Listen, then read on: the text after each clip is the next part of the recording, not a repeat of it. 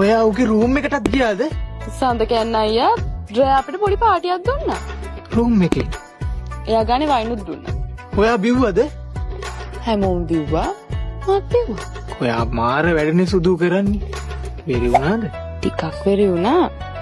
Dance කරාට පස්සේ හරි ගියා. ඔයා ඩාන්ස් උත් කරාද? ඔව්. සින්දු කියනකොට ඩාන්ස් කරන්න නැතුව ඉන්න බෑනේ. සඳ කියන්න අයියාට ලස්සනට ඩාන්ස් කරන්න පුළුවන්. එයා මාත් එක්ක බෝල් රූම් එකකුත් නැටුවා. ඔයා උත් එක්ක ඒවත් නැටුවද? ඔව්. ඩාන්ස් කරලා මහන්සි වැඩිකමට මට ඒක තැනක නිින්දත් ගියා. කොහෙද? සඳ කියන්න අයියා කියන්නේ.